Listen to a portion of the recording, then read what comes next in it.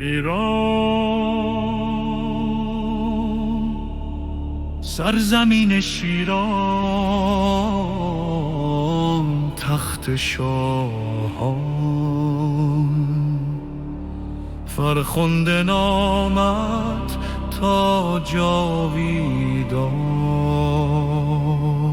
از خون دل ایران، از ریشه شاهان، این خاک همیشه میماند استقلال. سوگند به خورشید، سوگند به شمشیر، سوگند به پرچم، به شیر زرین ایران. جاوید شاه، جاوید شاه، جاوید ایران، سرود ما، پیمان ما. ای وطن تا جان تر بدن، تنها نمیمانی.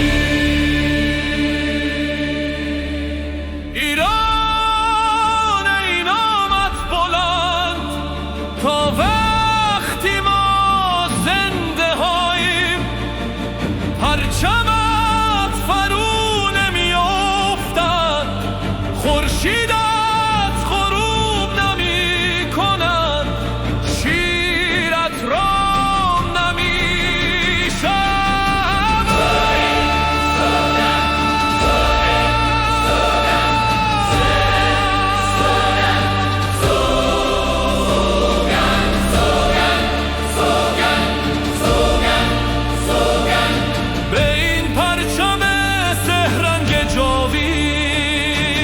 به شاهنشاهی پاک ایران، به آینده هایی که دوباره طلوع می کنند.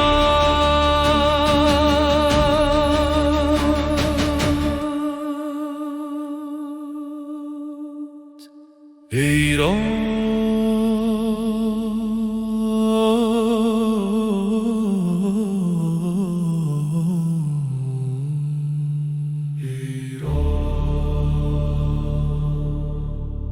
جاوید